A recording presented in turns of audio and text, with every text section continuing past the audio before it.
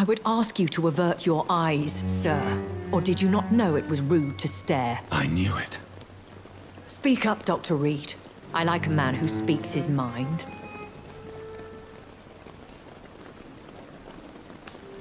Hiding your true appetites behind a facade of compassion. Bravo. Very clever indeed. Spare me your sarcasm, Jonathan. You are but newly born in this world. We are vampires. We live by leeching the blood from weaker prey. We are Darwin's next chapter. His cynical and perhaps ultimate expression. The situation is somewhat awkward nonetheless. I have not been observed sustaining myself for many decades. I have to say I'm a trifle embarrassed. Anyway, I have concluded my inquiries concerning your blackmailer. I see. Please excuse my agitated state. Under normal circumstances, I wouldn't let anyone see me in this condition. The case is closed, your ladyship. The person who took advantage of you has, shall we say, seen the error of her ways. So who was it? My lady, the blackmailer was dealt with using the utmost discretion. The culprit's identity is of no relevance. Thank you, Jonathan. That is exactly what I needed from you. You have proven your loyalty, so, as a friend, please accept this small token of my appreciation. Thank you, my lady. If you have an inclination to learn more about vampires or your current situation, I would be glad to aid you in your quest for knowledge.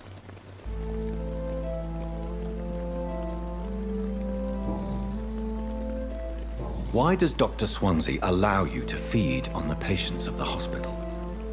Dr. Swansea is a good and compassionate man. He is trying to find a solution for our hunger. Until that happens, he is clever enough to understand that I only feed upon the dying. What do you know about this Brotherhood of St. Paul's Stole? The Brotherhood is well known amongst London Vampire Society. As long as our kind is discreet, and as long as they do not interfere, we have come to a mutual understanding. And no one suspected you of the murders? As you well know, suspicion has recently fallen on me of killing for pleasure. But you have my word, Jonathan. I take no pleasure in taking a life. I know this is beyond the pale, but may I inquire your age? Really? And I thought you were gentlemen.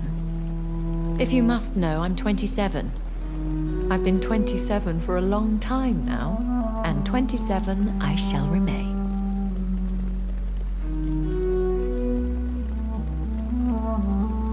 And who bestowed upon you this eternal youth? My maker. He left this isle a long time ago. Very well. But I believe there is more to this than you are saying. A lady has to have some secrets. Why did you save me in the canning factory? I could hardly stand by and watch such a promising young blood as yourself be torn to shreds by some gutter scowl. William Bishop wasn't the vampire that created me then? No, Jonathan. Whatever their strength and demeanor, Scowls are the progeny of careless vampires. It cannot be the other way round. What type of vampire is a Skull? Not a true vampire. The deformed offspring of lesser vampires. It is a shame these creatures run wild, slaves to their baser instincts.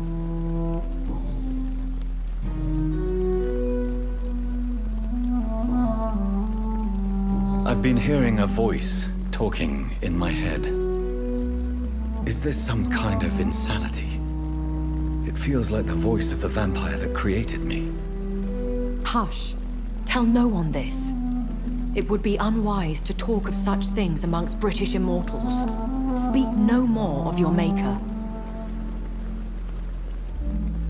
Excuse my forwardness, but are you my maker? Me? Goodness, no. Only a foolish immortal would create a progeny without taking precaution, and I'm no fool. How could this cause offense? Only the powerful immortals can mentally call to their progeny. No vampire or hunter will sleep easy, knowing that an unidentified elder is stalking the streets of London. A vampire? Is that what I am? What we are? Such a crude word, defined by penny dreadfuls and drunken hacks. No. You are now an Ekon, and that you shall remain. So we are Ekons. How can I identify us amongst other vampires? How to put it? All Ekon are vampires. But all vampires are not Ekon. We are but a branch of the immortal tree. Are you an Ekon too? Yes, I am. We are the closest thing to what man refers to as vampires. Forget what you think you know about us. I don't understand. Why was I created and then left for dead? That is a question only the one who made you can answer. It's not normal practice. I doubt even if you find him, he will answer you, considering how cruelly he treated you. So me being a vampire could have been a mistake.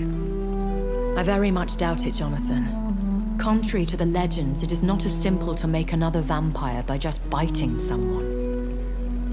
I'd like to avoid creating another vampire by mistake anyway. Tell me, how is it done? The process is dangerous. It could even kill your potential progeny. If you did decide to sire an offspring, they must drink of your blood, Jonathan.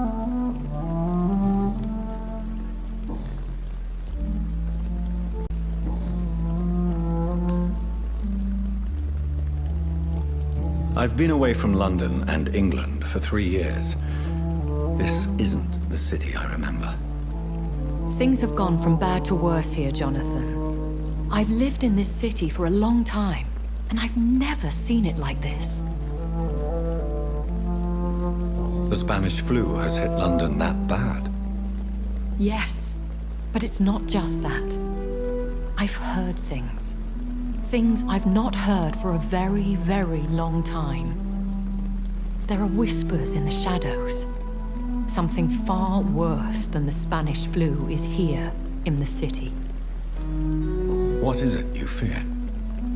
Fear has long since flown this form. But there is something malevolent circling us. I feel fear is merely waiting in the wings. When I awoke, changed, I was chased and attacked by vampire hunters. Prepared and well-trained. Though I can't be certain. More than likely, it was the once glorious Guard of Priwen. Once glorious, but still dangerous. They have seen better days, but all fanatics are dangerous. You would be wise to stay clear. They are sworn to destroy our kind. You make them sound like some sort of cult. More a society. And like all the best ones, a secret society. I thought them almost gone, but it seemed they have been recruiting. Are there many vampires here in London? Immortals are of a rare breed, and we often tend to hide. But you may occasionally meet some of us at night. Do you know any of them? Have you an idea of the identity of the vampire who attacked me? You mean your maker? No, Jonathan, I have no clue. But I fear he or she is as careless as cruel. To let you discover your new condition by yourself. What do you mean? Every now and then, you may discover an immortal in the deep of the night. But we are a rare and reclusive breed. Our progeny is almost never accidental. Will they all be as affable as you, my lady? I do not see why not.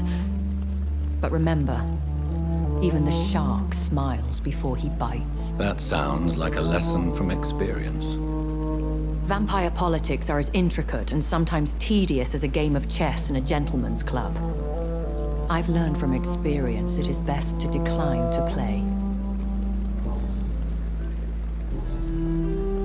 I bid you farewell.